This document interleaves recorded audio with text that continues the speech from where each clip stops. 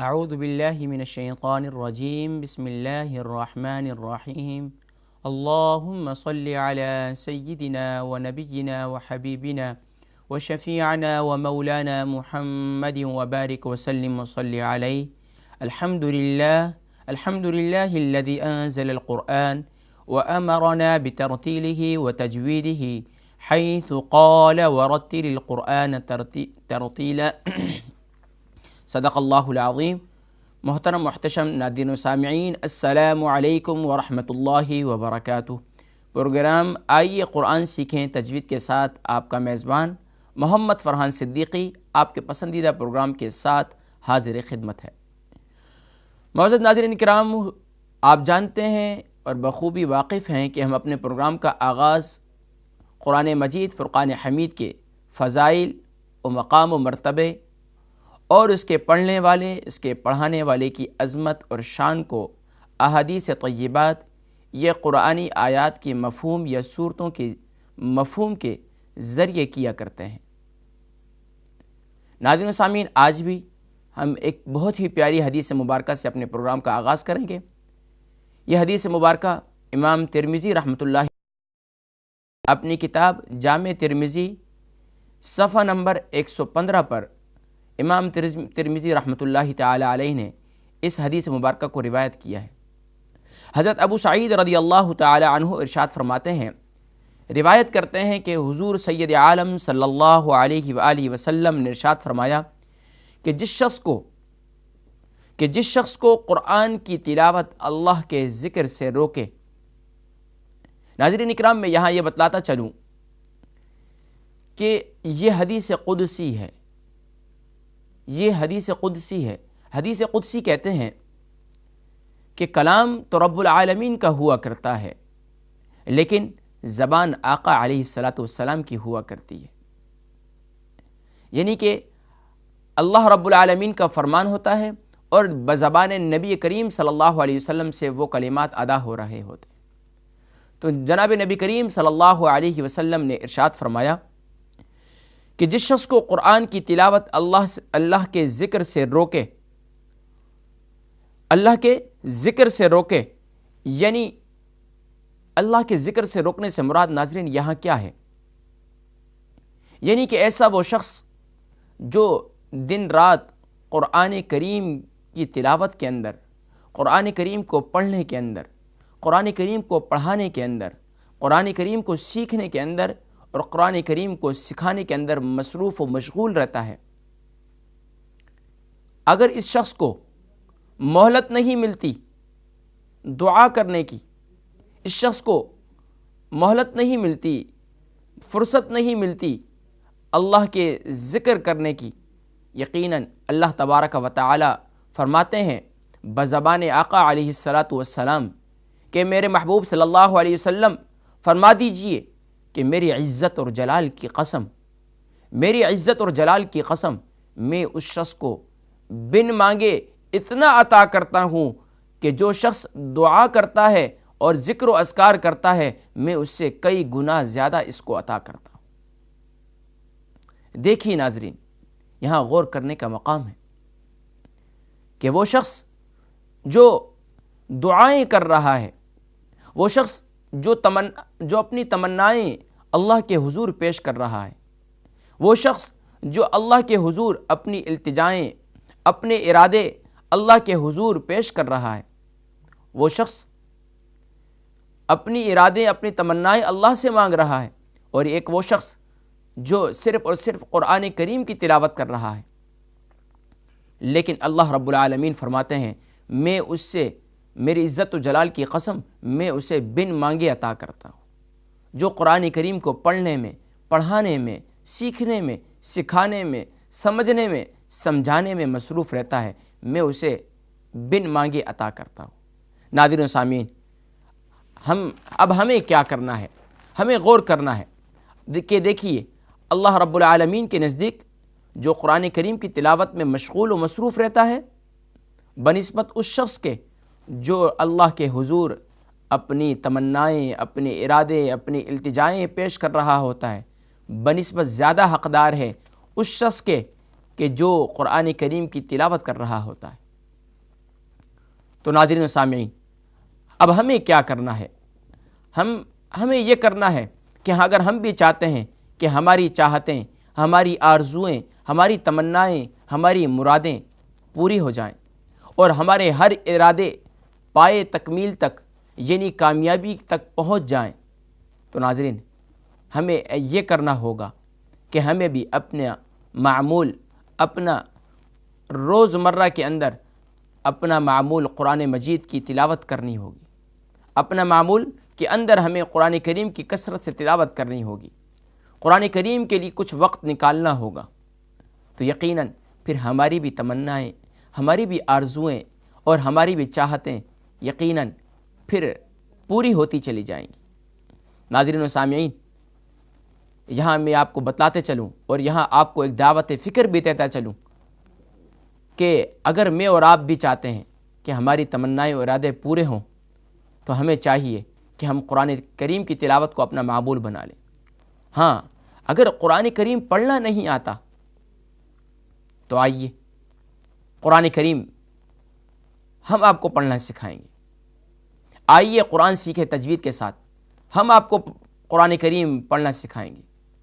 فکر مت کیجئے کہ آپ 30 سال کے ہو گئے، یہ فکر بھی مت کیجئے کہ 40 سال کے ہو گئے ہیں اور 50 سال کے ہو گئے۔ انشاءاللہ العزیز آپ عمر کے کسی بھی حصے میں ہیں، ہم آپ کو قرآن کریم پڑھنا سکھائیں گے۔ یہ ہمارا ارادہ ہے اور یہی ہمارا عزم ہے اور یہی تکبیر ٹی وی کا عزم ہے کہ ہم اس پروگرام کو پیش کرنے کا مقصد اور اس پروگرام کو شروع کرنے کا مقصد وہ یہی ہے۔ ہمارے وہ ناظرین، وہ سامعین اور ہماری وہ بہنیں، وہ مائیں جو عمر کے کسی بھی حصے میں ہیں، ہم انہیں قرآن کریم پڑھنا ضرور سکھائیں گے۔ آئیے ناظرین و سامعین، اپنی چاہتوں کو، اپنی تمناؤں کو، اپنی التجاؤں کو رب کے حضور اس انداز میں مقبولیت کے درجے پہ پہنچائیے کہ قرآن کریم کی تلاوت کو اپنا معمول بنا لیجئے۔ اور یاد رکھیے، شرم محسوس مت کیجئے، شرم محسوس مت کیجئے، شرمائیے مت کہ بعض ناظرین و سامعین کہ لوگ کیا کہیں گے، اب عمر کے اس حصے کو پہنچ گئے ہیں، قرآن کریم پڑھنا نہیں آتا۔ نہیں، کوئی بات نہیں۔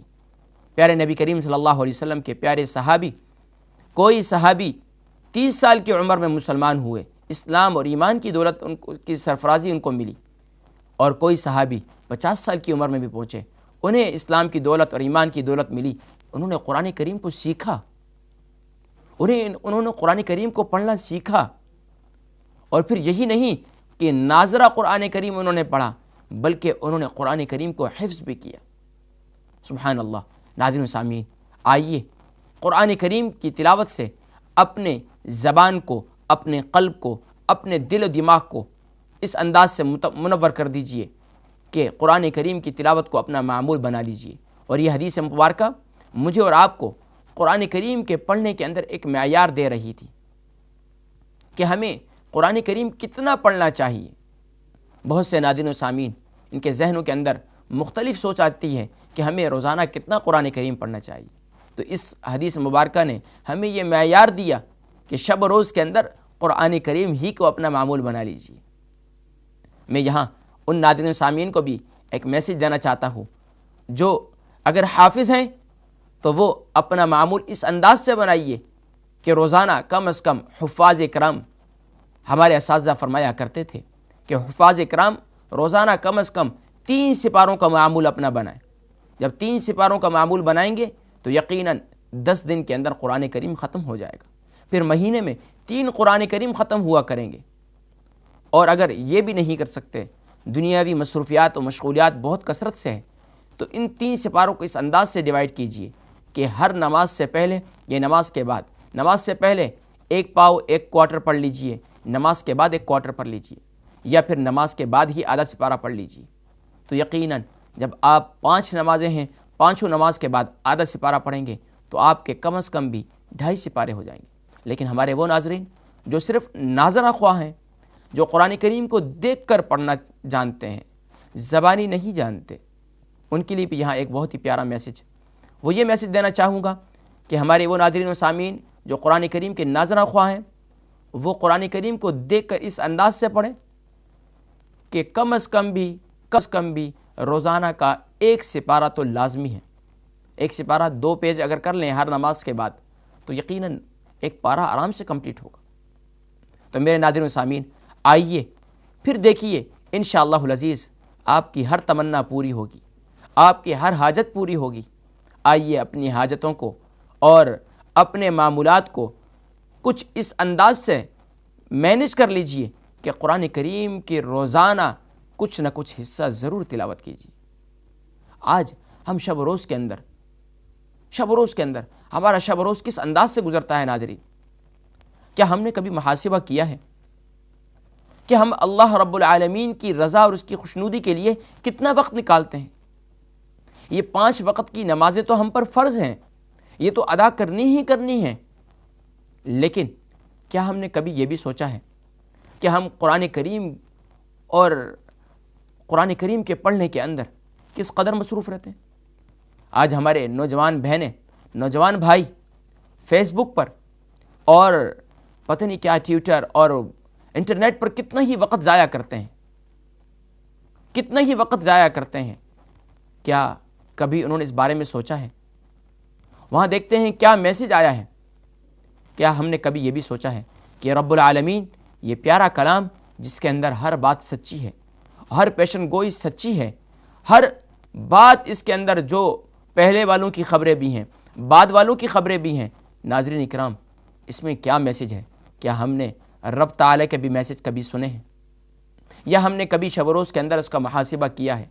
آئیے ناظرین و سامعین، آج سے عہد کیجئے کہ شب و روز کے اندر آج سے پہلے اگر ہماری کچھ کمزوریاں ہوئی تھیں، یا ہم قرآن کریم کو سیکھنے کے اندر، قرآن کریم کو پڑھنے کے اندر، قرآن کریم کو سمجھنے کے اندر اگر کبھی کوئی کمی بیشی ہوئی تھی تو آج سے اس کمی کو پورا کریں گے.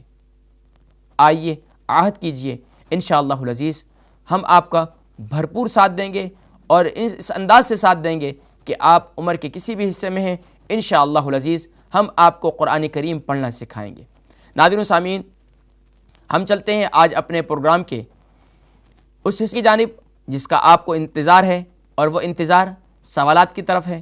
آپ جانتے ہیں ہم اپنے سبق شروع کرنے سے پہلے ہفتہ اتوار ہم 3 سوالات پیش کیا کرتے ہیں، اور یہ تین سوال یقیناً جو درست جواب دیا کرتے ہیں ہم ان کو اپنی جانب سے اور انتظامیہ کی جانب سے ایک گفٹ پیش کیا کرتے ہیں جو آپ کے ایڈریس پر پوسٹ کر دیا جاتا ہے. ناظرین ہمارے ساتھ ایک کالر ہیں، ویٹ کرنا ہے، ان سے بات کرتے ہیں. کون اور کہاں سے؟ السلام علیکم ورحمۃ اللہ وبرکاتہ.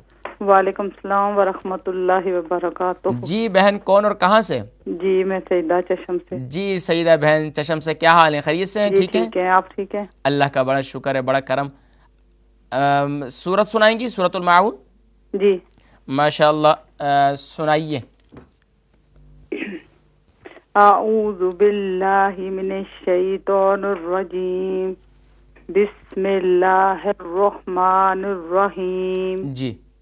ارأیت الذی یکذب بالدین فذلک الذی یدع الیتیم. بہن سیدہ دوبارہ پڑھیے. فذلک الذی یدع الیتیم. یا کو مت کھیجیے. یدع الیتیم.